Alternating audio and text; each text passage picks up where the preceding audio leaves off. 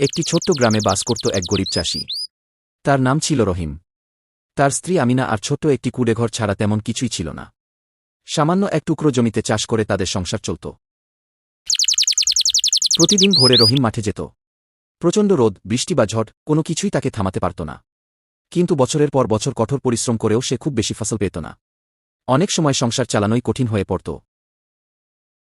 একদিন সন্ধ্যায় রহিম মন খারাপ করে ঘরে ফিরল। আমিনা জিজ্ঞেস করল, কি হয়েছে?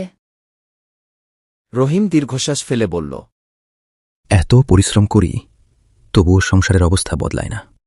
মনে হয় আমার ভাগ্যটাই খারাপ। আমিনা বলল, ভাগ্য একদিনে বদলায় না, চেষ্টা চালিয়ে যাও। পরিশ্রম কখনো বিফলে যায় না আগে। স্ত্রীর কথা শুনে রহিম আবার নতুন উদ্যমে কাজে নেমে পড়ল। কঠোর পরিশ্রমের পাশাপাশি জমির ভালো যত্ন নিতে শুরু করল। কয়েক মাস পর সেই জমিতে আগের চেয়ে অনেক ভালো ফসল হল। ফসল বিক্রি করে রহিম কিছু টাকা জমাতে পারল।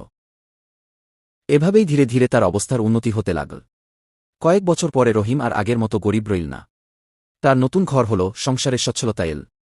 যেদিন আমি হাল ছেড়ে দিতে চেয়েছিলাম, সেদিন যদি তোমার কথা না শুনতাম, তাহলে আজকের দিনটা দেখতে পেতাম না। আমিনা হেসে বলল, সফলতা আসে তাদের কাছেই যারা কষ্টের সময়েও চেষ্টা চালিয়ে যায়। রহিম মনে মনে মুচকি হাসল। তার মনে হল, সত্যিই পরিশ্রম আর ধৈর্যের ফল একদিন না একদিন পাওয়া যায়। কঠোর পরিশ্রম, ধৈর্য ও আত্মবিশ্বাস মানুষকে সফলতার পথে নিয়ে যায়।